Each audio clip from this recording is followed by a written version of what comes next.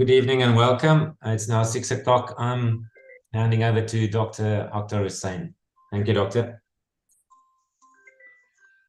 Ladies and gentlemen, on behalf of South African Medical Association, thank you for joining us this evening to discuss a crucial and often overlooked issues in the medical field, workplace bullying and its profound impact on the mental health of healthcare workers.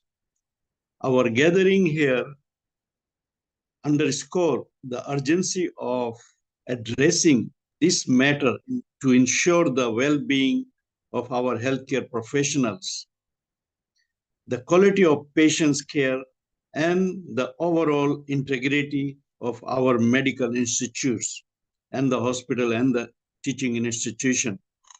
Medical doctors, the backbone of our healthcare system, are renowned for their dedication to healing, compassion, and unwavering commitment to the patient well-being. However, behind the white coats and stethoscope, there exists a pressing concern, the issue of workplace bullying. Workplace bullying in the medical profession encompasses various forms, including verbal abuse, harassment, intimidation, and discrimination. Its consequences is far-reaching beyond individual.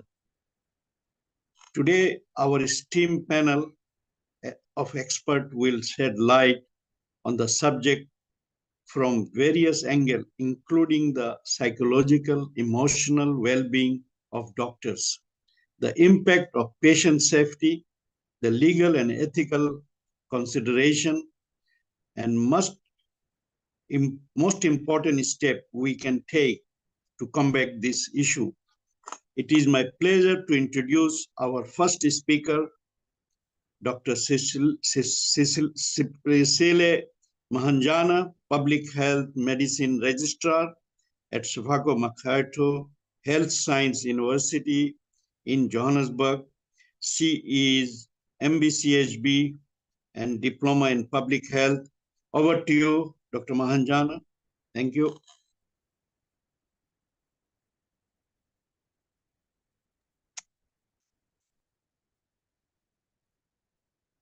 Good evening to you all. Good evening. Am I audible and visible? Yes, yes. Great. Thank you so much. And thank you, Dr. Hussain, for the introduction. It's an absolute honor to be here tonight to be able to shed some light on such an important and critical matter that has been part of our healthcare challenges for a number of years. I'm going to jump straight into it. And if you just allow me the opportunity to share my slides.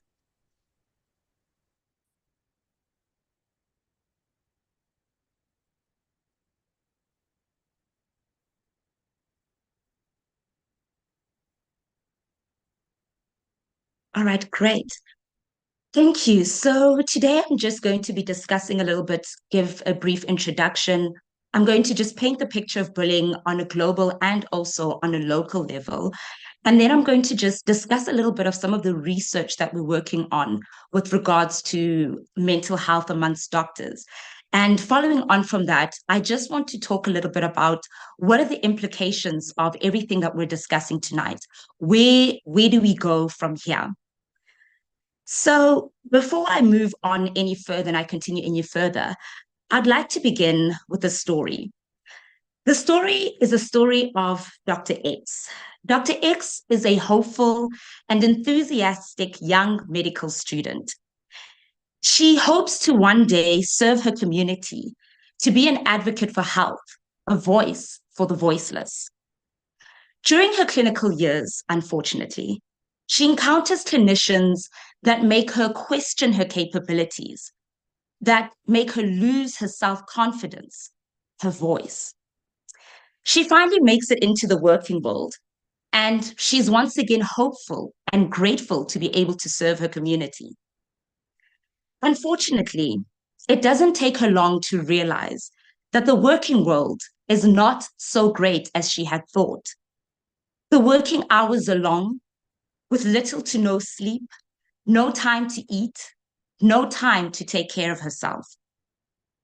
The post-intake ward rounds are worse. She is anxious because she knows that despite all her efforts, the senior staff, it remains an opportunity for them to belittle and humiliate her. Following a period of frequent night duty calls, she falls ill. But she doesn't want to be the one to let the team down, the weak link, the one to abandon her patients. So she continues to work until she becomes burnt out. She's booked off for a few days, and upon her return, she's greeted by a senior colleague who tells her that she needs to toughen up or else she will not survive here. That the junior doctors of today have too many rights and that things were much better back in their day, a lot more difficult, but produced a lot stronger doctors. Dissatisfied with this conversation that she had, she seeks counsel from another senior colleague whom she trusts. The response she receives is, "I wish I had something valuable to share with you, but I don't recognize myself anymore." It's true. In order to survive in this environment, this hostile environment, I've become hardened and apathetic. Dr. X feels disillusioned, disheartened, confused. This is not what she had hoped for.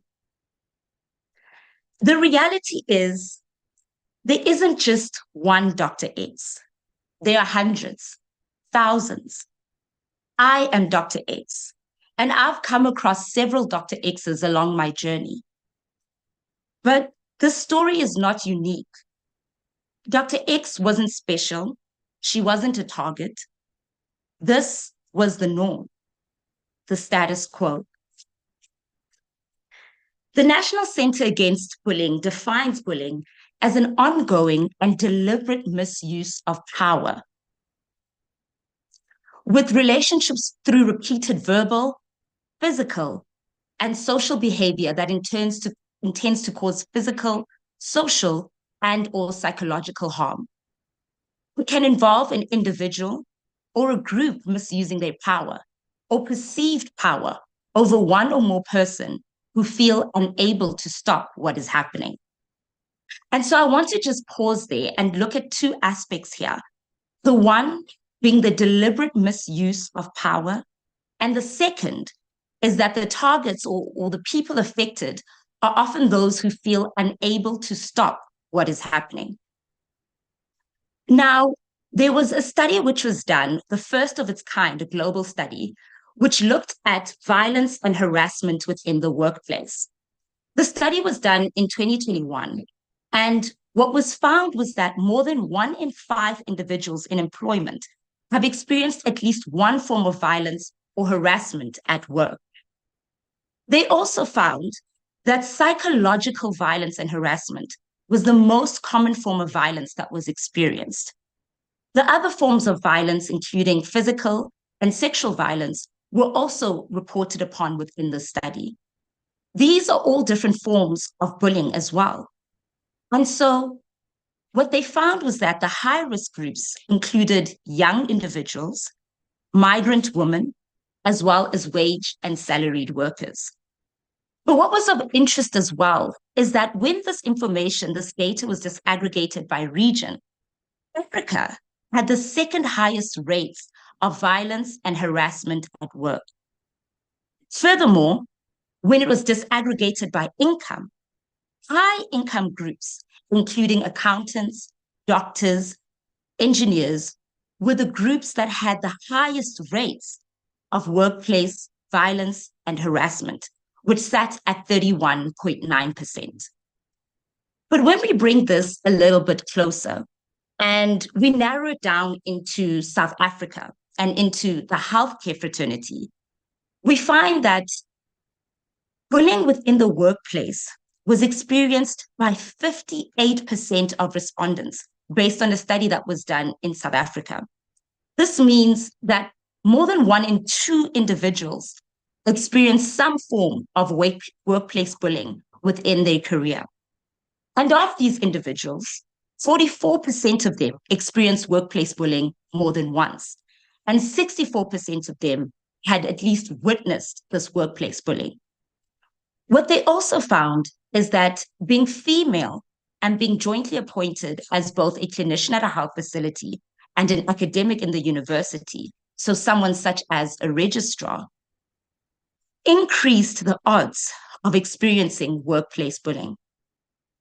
A survey that was done by some on unemployed doctors found that there were a number of doctors who left work due to the work environment and the impact that this had on their mental health.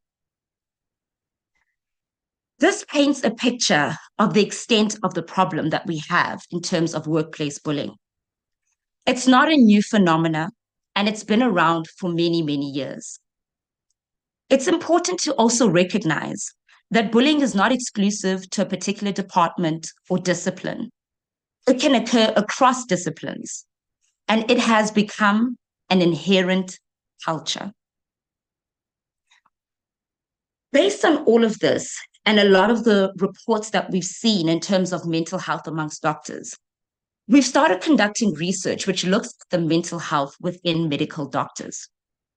And whilst doing some of the literature search, we found that some of the determinants of mental illness within the workplace included the working conditions, interpersonal relationships with colleagues, seniors, management, the stigma that exists with regards to mental illness, and the culture within the medical fraternity.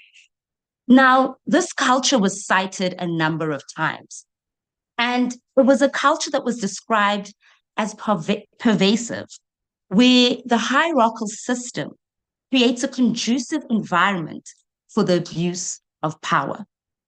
If we go back to the definition, when we spoke about how bullying, the part of the definition of bullying is defined as the misuse and abuse of power. And so having this hierarchical system creates a fertile ground for this abuse of power, where basic human rights such as dignity and respect are varied based on your level or your rank. And so what was also discovered is that bullying has become an inherent and accepted part of the culture. It's not something that people generally speak out against because it's seen as the norm. And so it cannot be ignored that there is a clear relationship between bullying and mental health. However, I'm not going to go into detail with this because our next speaker will be providing you with a little bit more information regarding this. But what was concluded is that as a result of all these factors and all these determinants, healthcare professionals are at a much higher risk of mental illness as compared to the general population. Where the prevalence of mental illness, particularly depression and anxiety amongst doctors, sits at 32% as opposed to the 18% in the general population. Now, this has far-reaching implications. It impacts on patient care, productivity, as well as interpersonal relationships. And so this aspect of bullying is not only affecting one individual, but it's affecting a community. It's affecting a whole system. So looking at this problem, and we now understand that it is a challenge, that it has been inherent, that it has been a part of how we function within the medical fraternity. We now need to ask ourselves, so what? What now? What does this mean? What are the implications of all this information that we have? We understand that it's a challenge, but where do we go from here? And so in order to address a challenge so pervasive that has been entrenched within a culture, it's important to understand that addressing it only at an individual level will unfortunately not yield the kind of results that we'd like to see. It will provide a temporary solution, but if we do not get to the root cause of the problem, we're constantly going to find ourselves having these conversations over and over again, but not moving forward. And so it's important to address a challenge like this on a multi-level approach, using a multi-level approach. And in order to address it, we need to look at it at an individual level, at an interpersonal level, an organizational level, a community level, and at a public policy level. Now, looking at it at an individual level, it's important for us to recognize that our knowledge, our attitudes, and our skills affect the way in which we interact with our environment. And it's also important to recognize that we need to be aware of bullying when it occurs, how it occurs, and to whenever it occurs to anybody that might be close to us.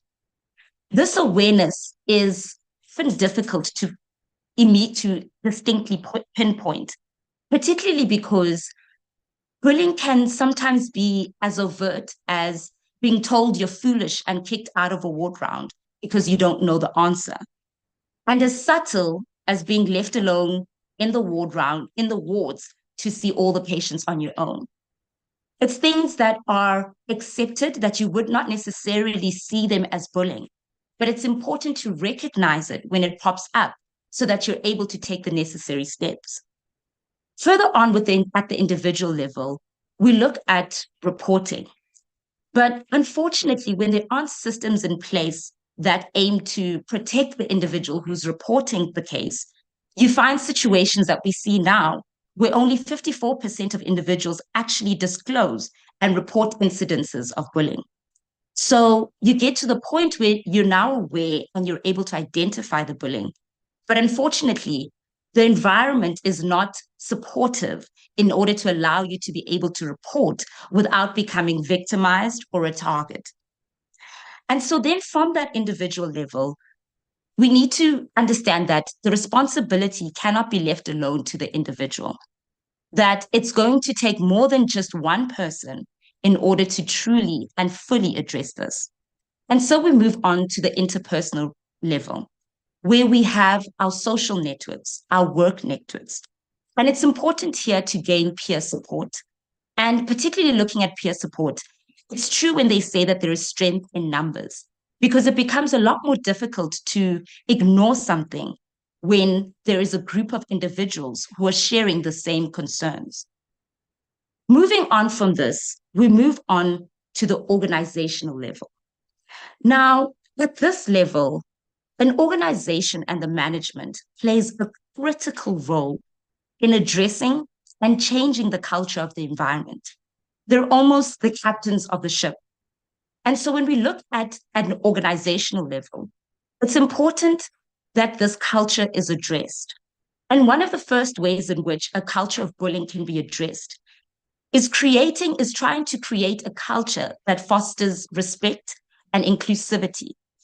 And this can be done by developing an anti-bullying policy, for example, a policy that defines what constitutes bullying, that sets clear expectations in terms of behavior in the workplace, that provides resources for reporting bullying incidences, and that also enforces consequences and holds individuals accountable for their bullying.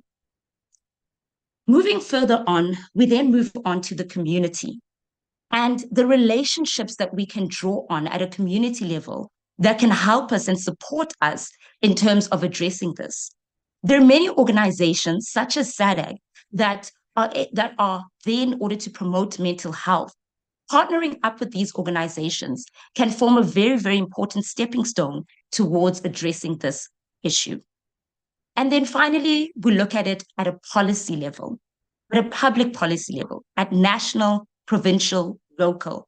And we know that there are already laws, regulations, policies that are in place, such as our Bill of Rights, Occupational Health and Safety Act, as well as many others that are designed as well to protect individuals from things such as discrimination, violence, harassment. And it's important that we understand and we know that these resources exist and where our position is in terms of being protected against such challenges.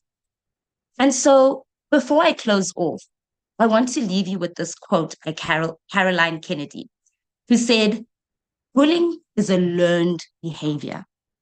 It's up to us to teach each other how to be kind and respectful to others. Thank you so much for your time. Thank you so much, Doctor. That was really insightful. And thank you.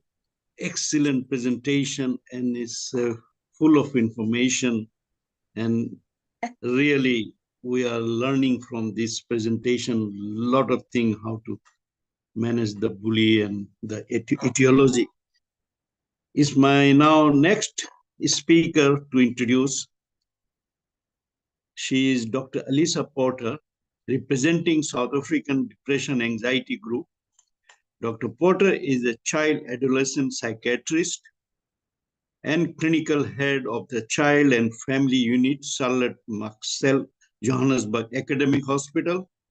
She is a lecturer and a secretary of the Board of Directors, South African Society of Psychiatry. The floor is yours, Dr. Elisa.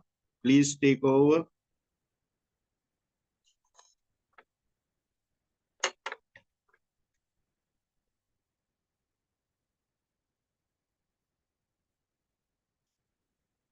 Dr. Lisa. Dr. Porter, are you online?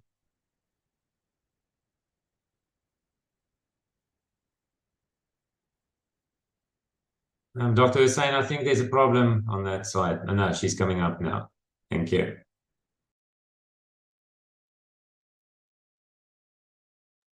If she's having a problem, can we move to our next speaker? Maybe she'll join after that. Yeah. Is Dr. Elisa, you in? I'm here. Yes. Oh, thank you so much, Dr. Elisa. Please take over. Okay. Hi, good evening, and thank you, Sipesihle, for a very comprehensive presentation.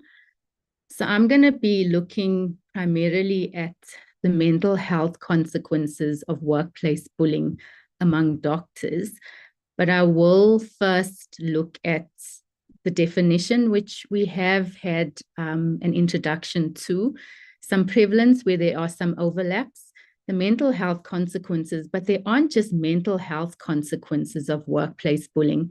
There are also physical health consequences. We'll also look at sick leave and what is available with regards to support, particularly with regards to the mental health consequences of workplace bullying. So it is being called the silent pandemic. So I think that there's... Dr. Porter, sorry for interrupting. Your Zoom controls are all over the screen on top of the presentation. Sorry. Is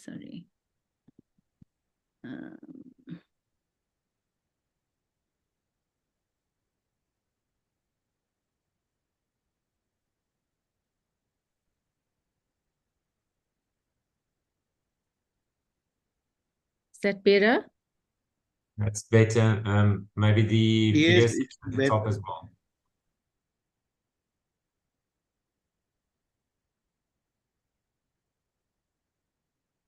That's fine like that. Thank you. Is that fine? That's good. Thank you. Okay. So it has been considered the silent epidemic. And, there's been a lot said in the last 2 or 3 years with regards to workplace bullying. And these are just a few excerpts from some of the newspapers where there's been a highlight with regards to bullying, particularly in the healthcare space in South Africa. And so workplace bullying is not just a South Africa problem. It's actually a global phenomenon that's been described by the World Health Organization as a major public health problem. It's known as the silent epidemic, and there's been reported prevalences which vary from 0.3% to as high as 86.5%, depending on the investigators' methods, and there's varying definitions of bullying that have been used. But even at the low estimates, this suggests a problem of great magnitude. However, the studies have suggested that bullying occurs more frequently in the healthcare sector than any other of the sectors. And I think our first speaker alluded to that. And it's actually been theorized that this may be due to the interpersonal and emotional nature of healthcare work, the hierarchical structure of healthcare institutions, and also the conflicting priorities of multidisciplinary teams. So these factors actually put healthcare workers at increased risk for workplace bullying. And so I just took some accounts from the documentary, which I'm sure most of you have seen, called Behind the Frontline. And in the documentary, one of the healthcare workers actually gives an account of workplace bullying, where she says, when a young doctor incorrectly diagnosed a patient, a senior doctor who supervised her simply told her that she was stupid and would need prayers to make it through medicine. Later on in the same ward round, there was a similar incident where she, the senior doctor, discarded one of the colleagues' notes, drew a line through it, and threw the notes on the floor and asked for someone more competent to reclerk the patient, she said. And I think this has been, for the longest time, normalized within our healthcare sector. I remember being a medical student, even as a registrar in training, these incidents seem the norm rather than being considered as bullying. But as we'll see, and if we look at the definitions of bullying, and I'm just going to go through, not to repeat, but just to look at, the differences in terms of, there are differing definitions of bullying, and just to look at the different definitions and also how they have evolved over time. And workplace bullying was first coined in 1996 by Lyman, where he said this is the targeted individual perceives an interpersonal, systematic harassing, ganging up on, or psychological terrorization. The target feels inferior and unable to defend themselves as they perceive that the two parties involved are not of equal strength. The bullying behavior occurs frequently over an extended period of time and has a negative impact on the bullied individual. And then the Brandeis University of Massachusetts actually looked and they put together, or they looked at varying definitions and they tried to then combine it to bring about a single definition, where it said that workplace bullying is a persistent pattern of unwelcome conduct that a reasonable person in the same circumstances would consider unreasonable. It includes behavior that's belittling, intimidating, humiliating, offending, or disempowering.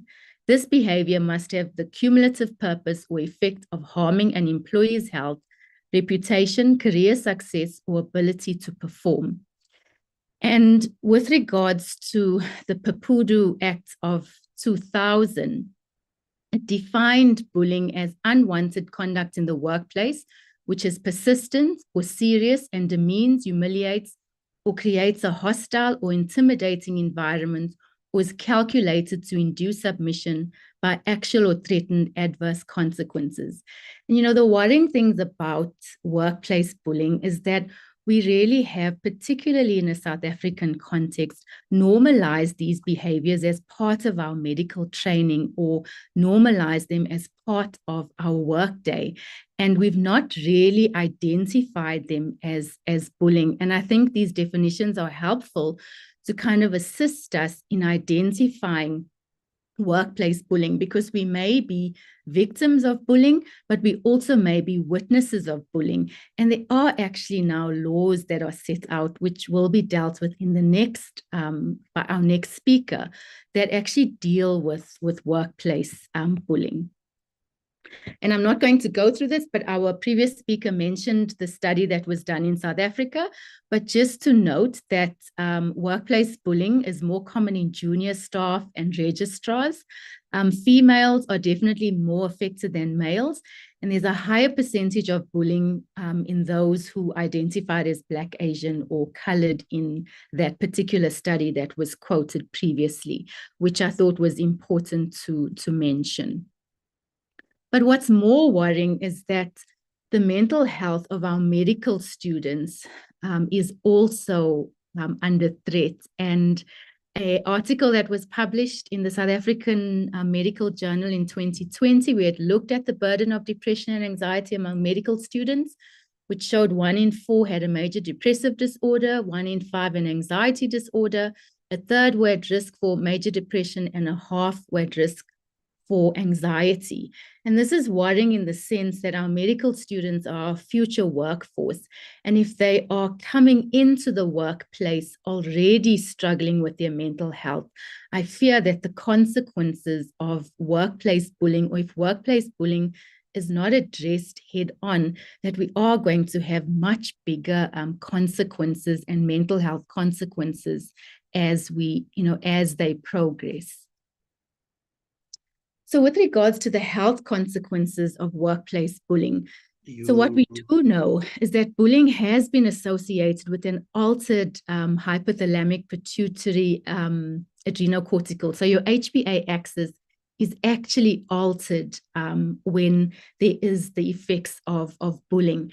And the HPA axis is a complex set of endocrine interactions. And essentially what happens is that this elicits a cortical cortisol responses. And as medical professionals, we know that if there's high cortisol, if there's increase in cortisol, this does have adverse health consequences.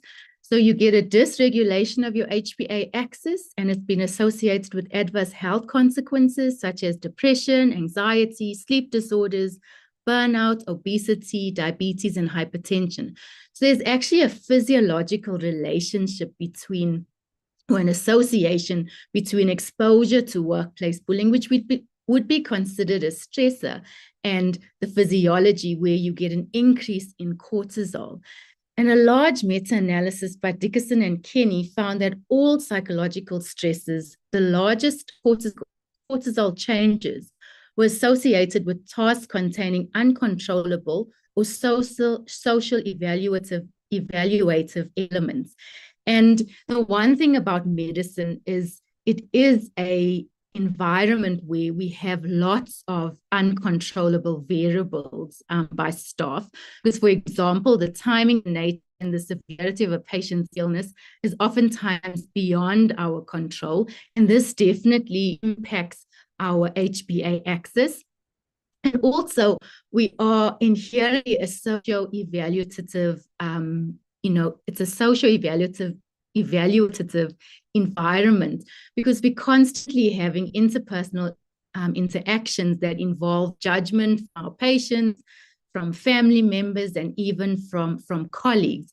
And these two factors are associated with the largest changes in cortisol. So bullied healthcare workers may therefore be at particular risk of cortisol dysregulation and the associated health consequences. And so if we look at some of the evidence, but this is evidence from global research, and this was a systematic review where it looked at, the association between workplace bullying or bullying and mental health consequences. And what we do know, or the conclusion, is that there's a significant association between bullying and poor mental health. And so the mental health conditions that are most at risk where workplace bullying is concerned is depression, and there is a significant association with bullying on the systematic reviews. And there was a study done in Germany on junior physicians that indicated that those with exposure to bullying at baseline were more likely to experience depressive symptoms after a year. Also, burnout. All the studies found that bullying and burnout were significantly associated. And bullying is positively correlated with both emotional exhaustion and cynicism, which are both part of Maslach's burnout inventory. Anxiety was also associated with bullying, but it was not as significant as depression. And there was a less difference between non-bullied and bullied staff.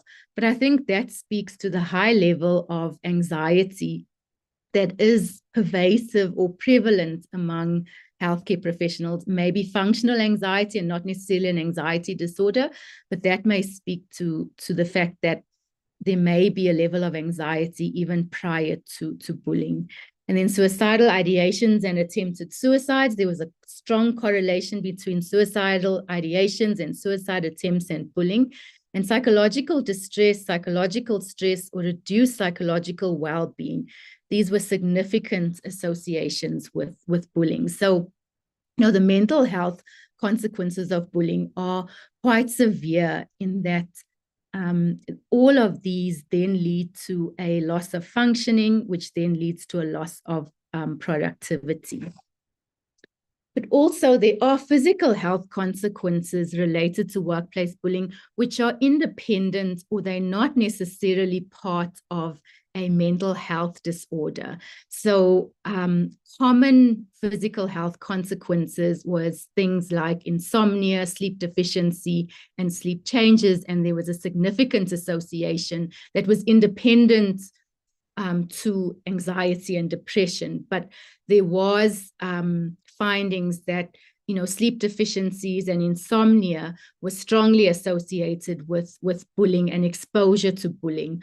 Headaches, and as well as gastrointestinal problems and nausea, were also rated as significantly associated with workplace bullying. And as I say, these were independent of the mental health consequences. So these were standalone physical health consequences of workplace bullying. And with regards to sick leave, there was a much higher rates of absenteeism and sick leave from both physical and mental health consequences of workplace bullying.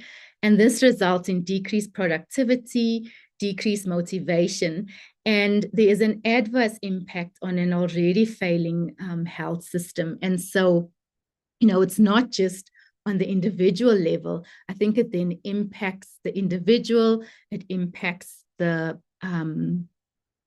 team, and ultimately it then impacts the system. So there is help available with regards to individual support. The Healthcare Workers Care Network was established during COVID-19 to support healthcare workers.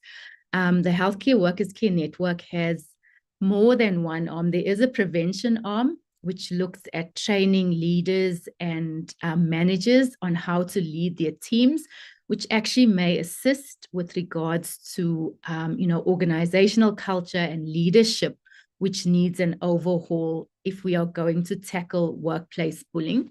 It is a 24-hour helpline. There's also individual sessions that are available for healthcare workers to reach out if you are overwhelmed or struggling.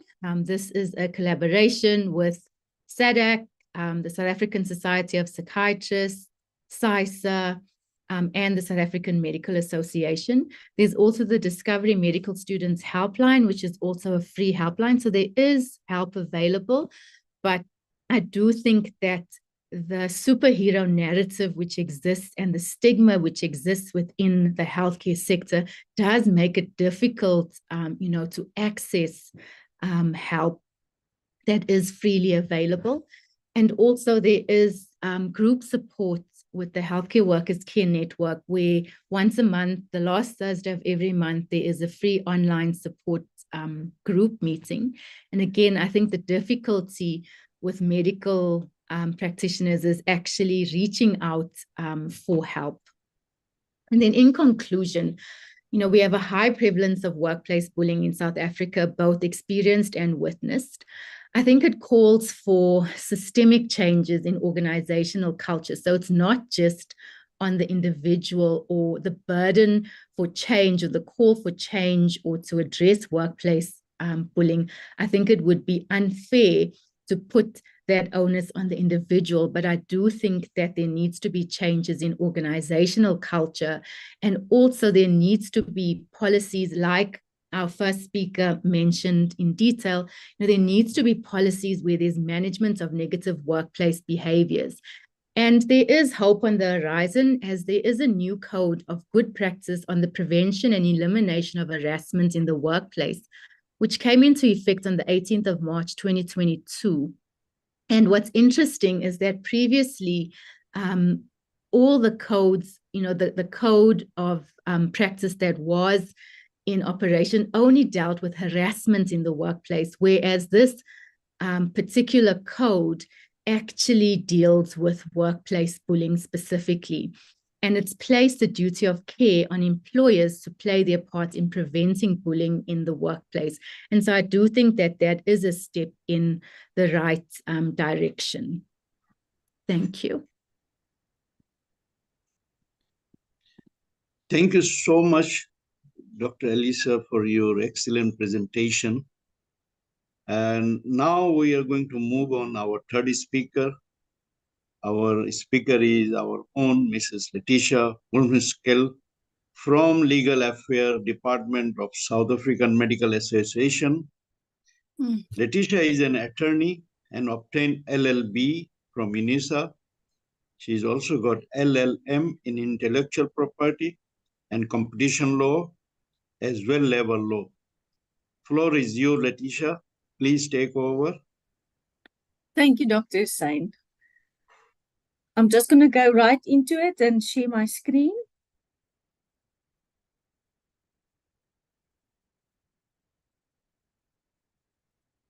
There we go. So basically, this presentation is a little bit different from what we've seen from the other presenters who dealt with the prevalence of workplace bullying. This is more about how the law protects individuals who are suffering from workplace bullying or who are the victims from workplace bullying. So the contents of this presentation is how bullying, harassment, and unfair discrimination fits into one. Then I briefly want to deal with the Code of Good Practice on the prevention and elimination of harassment in the workplace. The code was briefly referred to by Dr. Porter as well. And then I want to share with the participants what the remedies are if you are facing a situation of being bullied in the workplace. Okay, so basically, the Employment Equity Act prohibits unfair discrimination on any of the listed grounds. The listed grounds are set out in Section 6.1 of the EEA, and there are 19 grounds. So if basically what the law is saying is that harassment is a form of unfair discrimination, and bullying is recognized as harassment and therefore constitutes unfair discrimination. So Dr. Porter was correct when she said that bullying is now recognized as a form of unfair discrimination in the workplace, and it can be dealt with by the law. Now, as I've mentioned, and as you've seen on the first bullet, it says that unfair discrimination is prohibited on any of the listed grounds or any other arbitrary ground. What this basically means is that if there are 19 listed grounds, if you are facing a situation of workplace bullying and it does not relate to any of the 19 listed grounds, it does not mean per se that it's a lost cause and it cannot be challenged. Even if the type of bullying is not on a listed grounds, a case may be made out for workplace bullying. And this was also pronounced by the Constitutional Court in a test that was set out in the Hodgson versus Lane case. And this was later confirmed in Numsa versus Gabriels. So it's important to remember that if you are facing a situation of workplace bullying, but it does not fit into the Employment Equity Act on any one of the listed grounds, it's important to remember that it can still be challenged and that you do not have to be in a situation where you define it as per the listed grounds. What the Constitutional Court said in Hodgson versus Lane is that the differentiation must basically be based on the attributes of the person and the characteristics that may impair fundamental dignity of a person. And this was later confirmed in further case law. So it's clear in our case law that, yes, the provision is there. People must start to make use of the opportunity to challenge workplace bullying because the law provides for that. And what is important to remember, though, is that if you are challenging workplace bullying and it's not on one of the listed grounds, it is important that you can show what type of bullying you are facing. In other words, you must be in a position to identify it.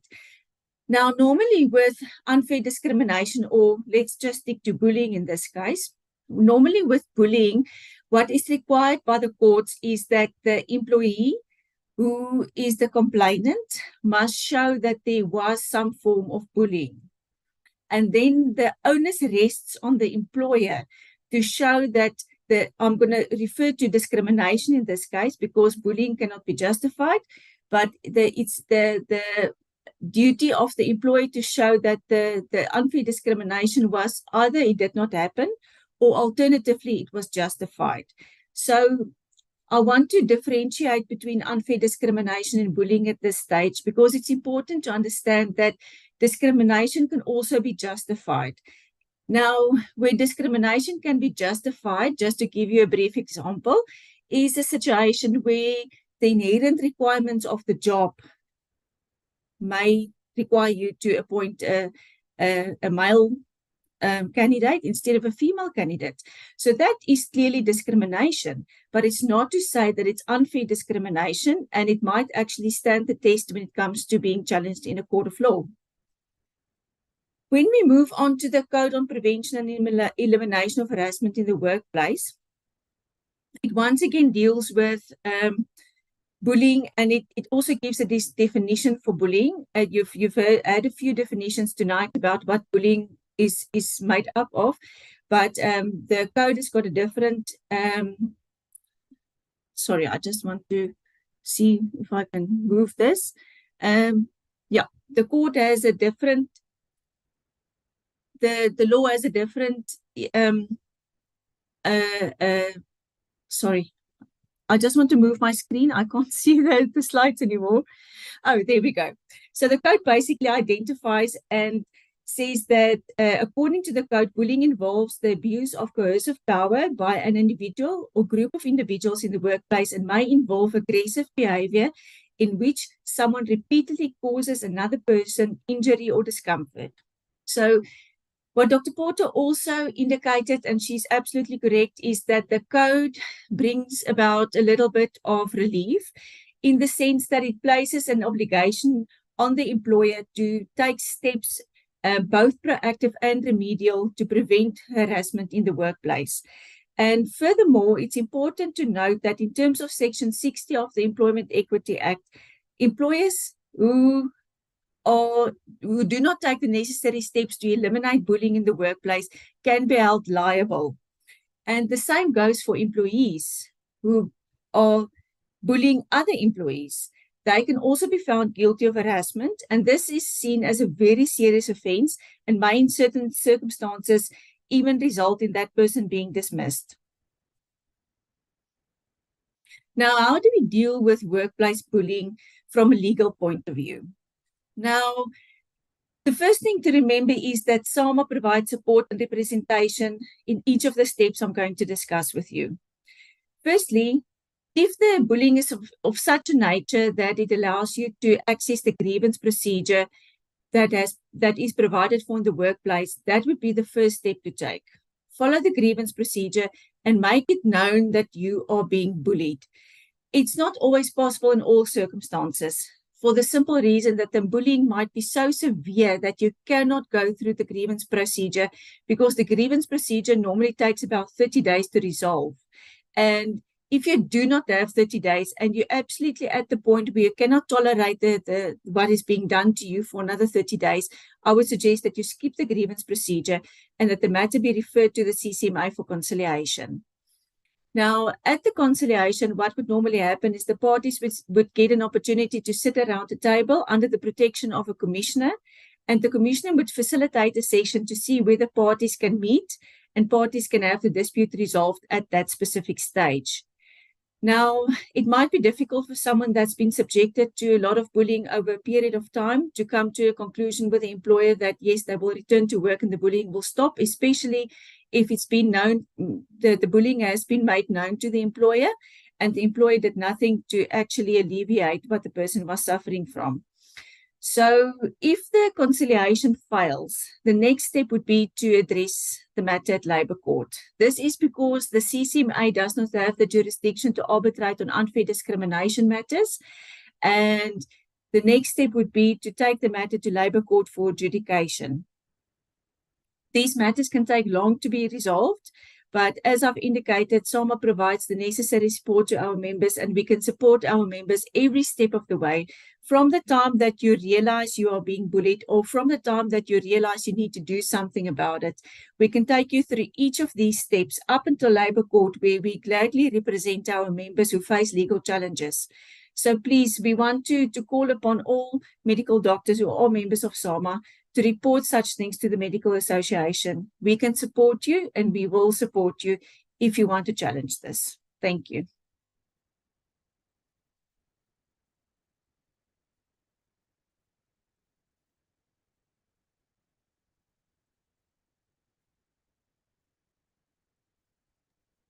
Thank you so much, Letitia, for your valuable insight in the presentation. So now we're going to open up for Q&A session for question answer from our panelists. And some of the question is on the chart. But before I go to the chart, I just like to ask one or two questions. Why senior doctor or consultant always bullying junior doctor? That's the one concern. And practically interns and registrar issues, always they are frightened at workplace till they complete internship and registrar training. How do you manage toxic environment at workplace? And the last one is male versus female. Who do more bullying at workplace? It's over to you.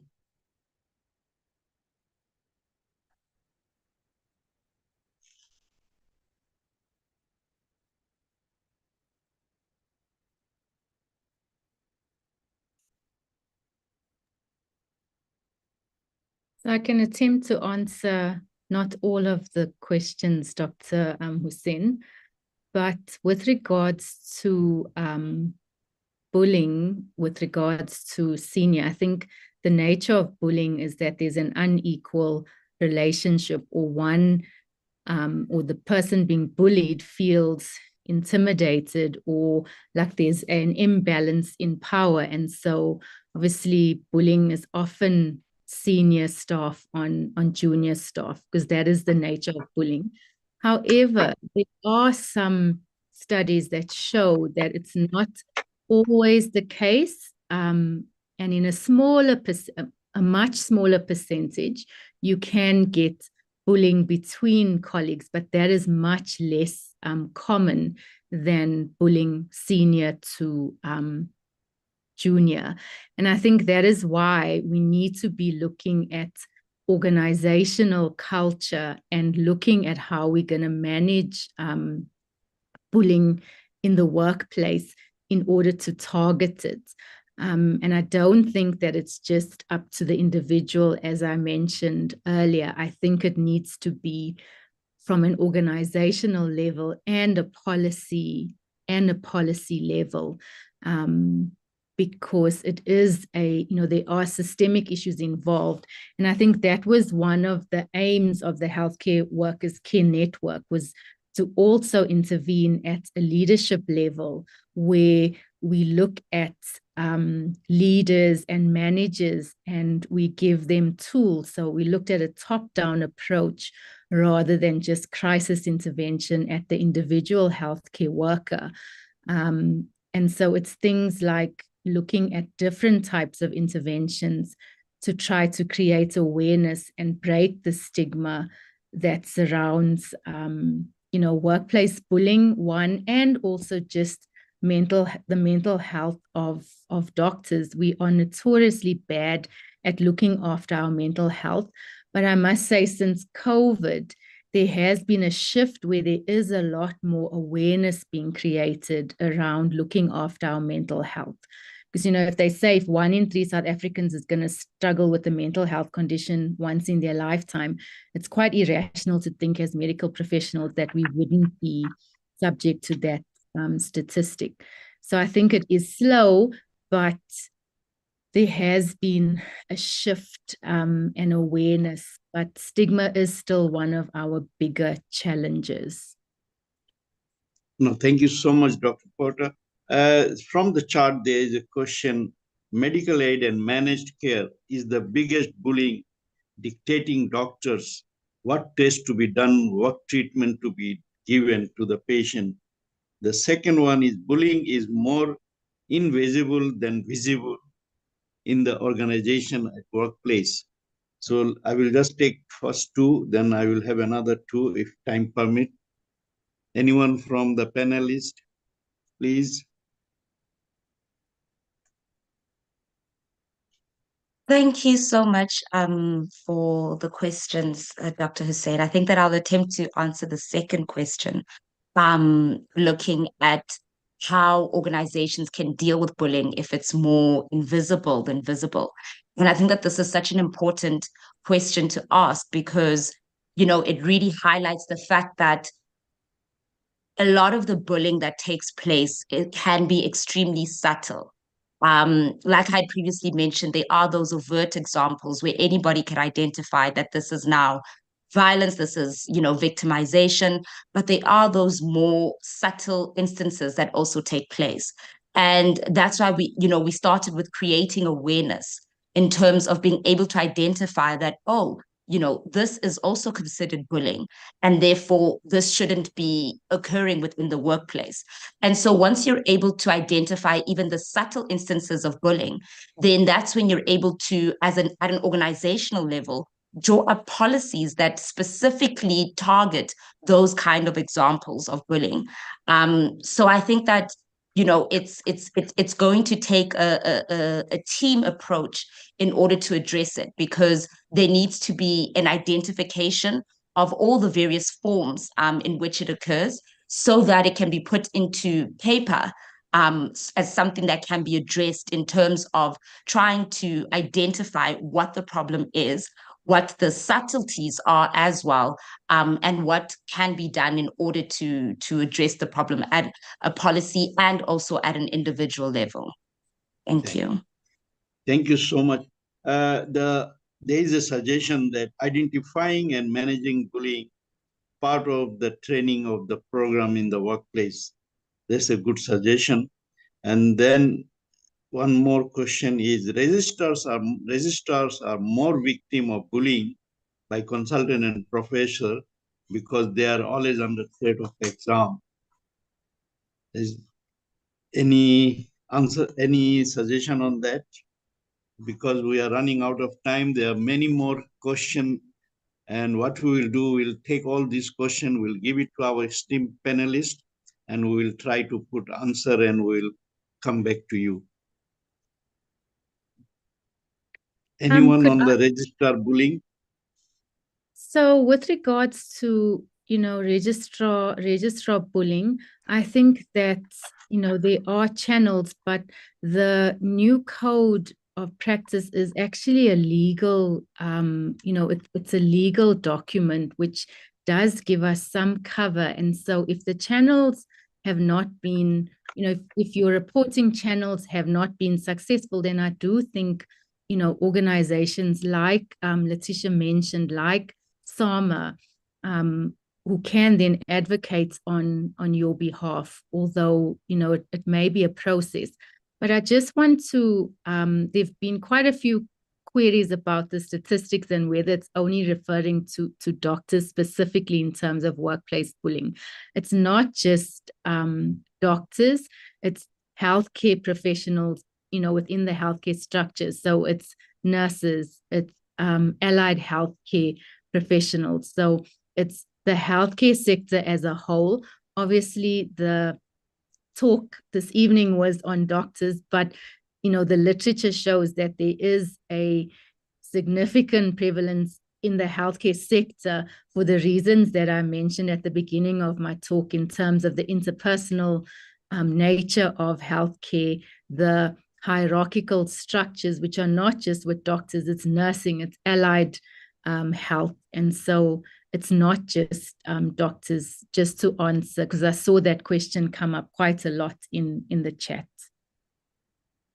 Thank you so much, Dr. Elisa. I think we need more this type of webinar going forward, just because we are running a little bit time concerned. So let me say, ladies and gentlemen, as we conclude our discussion on workplace bullying and its profound effects on doctors, thank you for your engagement, insights, and dedication to addressing this crucial issue. Our collective treatment to create a healer work environment for medical professionals is vital, not only for the doctors themselves, but for the entire healthcare system, and most importantly, the well-being of patients under their care. It is essential to recognize that addressing workplace bullying is not only a moral imperative, but also a strategic one. A healthcare system built on a foundation of respect and mutual support will yield better outcome for everyone involved. When doctors are free from the shadow of workplace bullying, they can focus on what they do best, providing the best possible care for their patient. Let us carry the lesson learned here into our respective sphere of influence and advocate for positive change. Together, we can foster a culture of kindness, respect, solidarity within the medical profession. I wish you a good evening. Thank you so much.